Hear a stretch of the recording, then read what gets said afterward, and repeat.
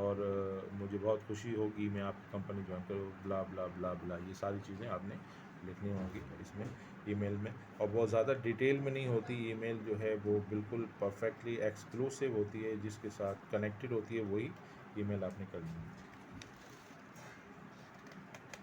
اس کے بعد ہم جا رہے ہیں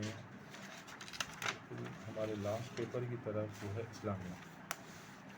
اسلامیات میں بھی وہی چیز ہے، اس میں جو 20% ہے وہ ایم سی کیوز ہیں۔ اس کے بعد ان میں جو ہمیشہ آتی رہی ہیں قرآنی آیات میں سے کسی دو کا ترجمہ لکھیں، یہ جو قرآنی آیات انہوں نے دی ہوئی ہیں ماڈل پیپر میں، یہ سب کی سب امپورٹنٹ ہیں، سب امپورٹنٹ ہیں، یہ لازمی کیجیے گا۔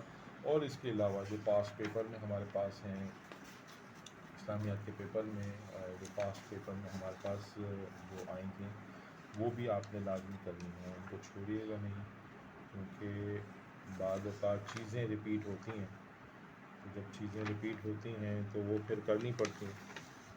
تو یہاں پہ جو انہوں نے دی ہوئی ہیں، نظر آ رہا ہوگا یہ پاس پیپر ہے، امپورٹنٹ ہے، میں نے نشان کیا ہوا ہے اس کو۔ یہ جو جتنی بھی آیتیں ہیں یہ بھی کیجیے گا اور یہ بھی کیجیے گا، یہ دو تو آپ کے پاس ایک بہترین چوائس آ جائے گی۔ چوائس کے بعد پھر آپ مزید اگر کچھ کر سکتے ہیں تو لازمی کیجیے گا۔ تو امید یہ ہے کہ یہ ان میں سے اور ان میں سے کرنے سے آپ کا پیپر یہ کلیئر ہو جائے گا، یعنی کہ دو آپ کی انہی میں سے آ جائیں گی۔ اس کے بعد احادیث ہیں، احادیث جو ہے وہ بھی اسی طرح ہے کہ کسی دو کا صرف ترجمہ لکھنا ہے۔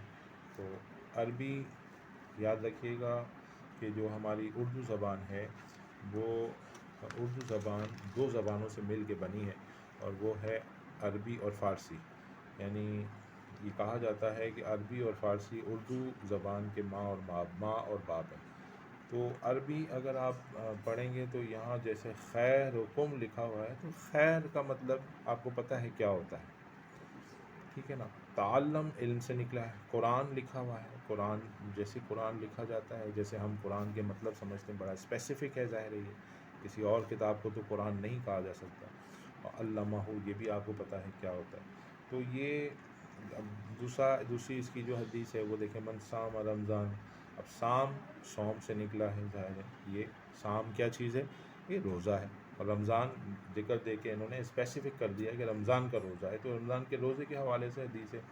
ترجمہ آپ عربی دیکھ کر سکتے ہیں، جس نے اردو پڑھی ہے اس کے لیے عربی پڑھ کے ترجمہ کرنا مشکل نہیں ہوگا۔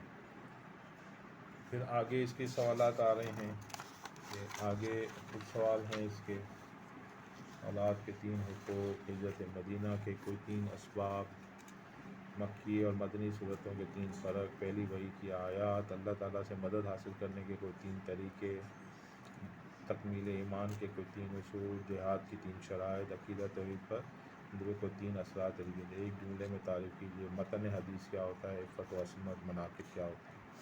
تو یہ سوالات سارے یہ امپورٹنٹ ہیں، انہوں نے یہاں پر بھی دیا ہوا ہے، ایک جملے میں تعریف کیجیے امہات المومنین، صحابی، تحرم یا محرم۔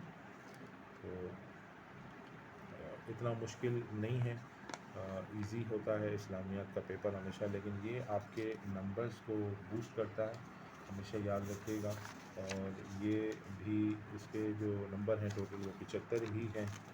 انہوں نے انگلش کا تو 100 نمبر رکھا ہے، اسلامیات کا 100 نمبر نہیں رکھا۔